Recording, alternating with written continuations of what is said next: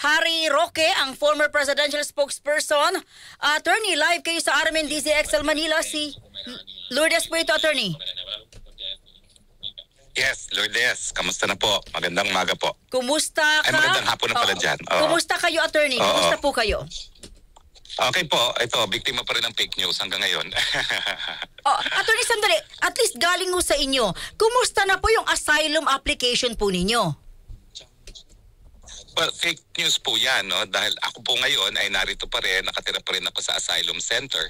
Pero ngayong araw po, ako ilalabas na ng asylum center. Although hindi naman kami nakakulong dito, we're free to go in and out.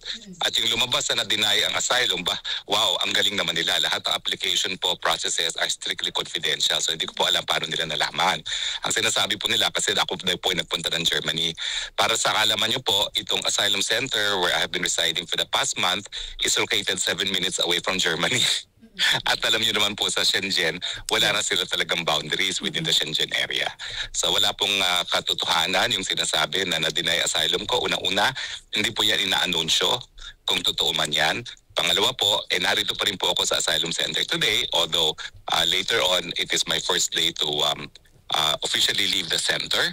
Bagamat it is not a detention facility, it is a processing facility, so we're free to go in and out. Kaya nga lang po, medyo malayo, so wala ka rin mapuntahan. Oo. Attorney, saan galing sa inyo pong hinala etong balitang pinakalat sa Pilipinas ngayon na denied yung inyo pong asylum application? Well, kaya nga po, madali na po malaman kung sino yan. Mga kampon po yan ng kulto ni Joe Mansison, no?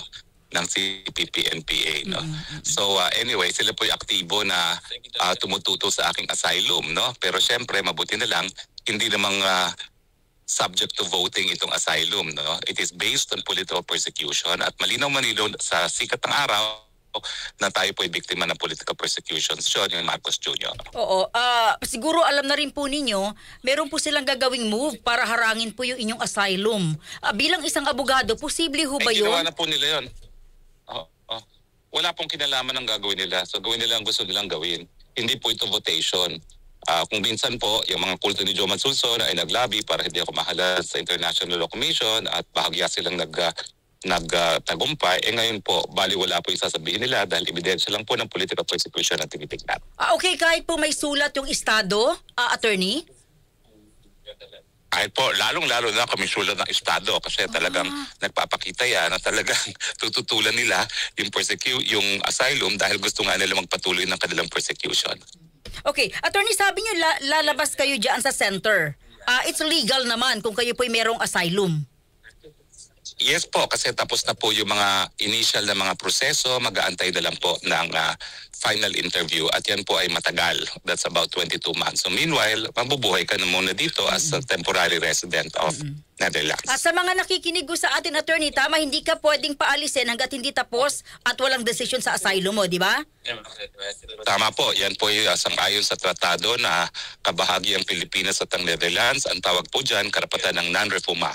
It is non-persecution for illegal entry and prohibition on deportation back to the country kung saan ako umalis. Nainiwala ho ba kayo po'y kakatigan ng the Netherlands? Ay malinaw na manilaw po sa sikat pa ng araw no, na yung mga ginawa nila sa akin, nakulong ako isang beses, yung aking pangalawang contempt citation ng Kongreso at yung nakabinbin ko pang non-bailable case na human trafficking na wala namang kahit anong ebidensya. No? Lahat po yan nagpapakita talaga ng panunupil at ang tingin ko nga mas interested sila ngayon na sampahan lang ako ng kahit anong kaso para ma-shutdown yung aking Facebook kasi alam mo, Lourdes, napakalakas ng ating Facebook ngayon. No? Magigit 270 views tayo, million views. No? So talaga yan ang kanilang pinupunteriya, kailangan supilin yung ating boses no? na nagsasabi na kinakailangan mapalitan na talaga ang Marcos Jr. administration. Attorney, duwag ka raw. At ba't daw naandyan ka instead na harapin mo yung mga issue sa iyo rito? Well, kasi po ang asylum ay karapatang pantao. Yan po hindi lang kabahagi ng tratado, yan po ay kabahagi rin ng Universal Declaration on Civil and Political Rights. Hindi po ako duwag, ako lang po ay hindi papayag na supili na aking mga karapatan, lalong-lalo na yung karapatan ng malayang pananarita. Okay, sa ibang issue, attorney, anong reaction mo? Matutupad na yung 20 pesos na kilo ng bigas after 2 to 3 years. Kailangan po lumipad muna sa Visayas at tignan po natin kung makakain ng taong bayan yan. Naniniwala kayo rito, attorney, na mangyayari ito? Hindi, steer lang yan pang eleksyon. Tingin ko bumili sila ng mahal, bebenta ng 20 pesos kada kilo kasi 15 araw na lang, eleksyon na. So kinakailangan na mapakita may pangako na napatupad, maski ito po baka hindi fit for human consumption. O kung fit for human consumption that's heavily subsidized, ang tanong, kaya ba bili niya ng lahat ng Pilipino or kinakailangan mag-eroplano pa para mabili yan? Wag daw anay, sabi na Malacanang, ba't di raw subukan na maipapatupad nila ito? Kasi wala silang track record Hindi kasi po pwede na band-aid solution. Kinakailangan talaga dyan para mapababa ang presyo ng bigas, lalong na itigil ang smuggling.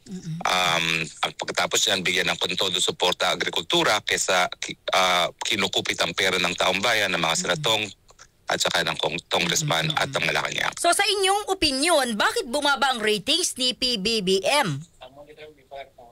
Kasi po yan sa kulob ng Sitmura. 52% po ngayon ang nagugutom na Pilipino. At yung poverty incidence natin na pinakamatindi mula nung nag-COVID, hindi po nagsisinungaling ang kulob ng Sitmura. Bumaba ang kanyang ratings dahil po sa maraming nagugutom? Yan po talaga ang pangunahing dahilan. Bukod pa sa kagutuman, nandyan na nga yung binuhay pa nila yung pulveronic video na kahit anong sabihin nila na fake AI yan, natutuwa ako dahil ngayon may kaso na, maisusumiti ko na at maita sa publiko yung Certificate of Authentication na in-issue na isa eksperto na taga Hollywood, Los Angeles, California. Pero dahil daw po ito sa fake news. Well, hindi po fake news ang nararamdaman sa Sitmura ng taong bayan at hindi fake news kapag mayroong Certificate of Authenticity ang pulveronic video. Okay. Attorney, sa inyo pong palagay, tama ho ba yung ginagawa ng gobyerno? Fina-file na po ng kaso yung mga OFWs na nagpapakalat daw ng mga fake news pero kinaramihan po rito ay maka Duterte? Well, wala naman mangyayari dyan sa mga kasong yan. Yan ang duwag kasi alam nilang wala sa Pilipinas hindi makakasagot and yet nagpa-file pa rin sila ng kaso. Pero pagdating naman sa korte, yan man talaga yung mababasura kasi lahat ng mga nasa sakdal ay may karapatan na marinig sa preliminary investigation. Alam naman nilang din nila magsisilbihan yan ng summons para sa preliminary investigation dahil sila abroad. Yan po ay talagang ang intention yan ay patahimikin lahat ng kritiko, lalong-lalo ng mga OFW dahil alam naman natin na malaki impluwensya ng mga OFW sa kanilang mga mag-anak at mga kaibigan dito sa Pilipinas. Pinakahuli na lamang po, ano po magiging papel po ninyo sa kaso ng dating Pangulo? Well, sa ngayon po, pinaasikaso nga sa akin ni VP Sara muna itong asylum neto at ngayon lang po talaga ako medyo natapos ng first base, So, hindi ko po alam kung ano pa magiging desisyon. Si Presidente Duterte naman po ang sasagot dyan, pero ang magandang balita nga po is I'm officially out of the refugee processing center. I'm returning to The Hague at mamaya po makakapulong ko si Congressman Pulong Duterte. Oo, magkikita po kayo mamaya. Ulitin ko lang, attorney, para hindi tayo magkamali, Lalabas ka, pero hindi ibig sabihin denied ang asylum mo. Hindi po, natapos na yung first phase at aantayin na yung mahaba-haba pang pag-aantay para sa final interview, na iti-text na lang po ako kung kailan yung interview na yan. Attorney, maraming salamat. Ingat po dyan. Magandang umaga o gabi po. Umaga sa amin at magandang hapon sa inyo. Salamat, attorney. Ingat po. Magandang umaga. Bye-bye. DZXL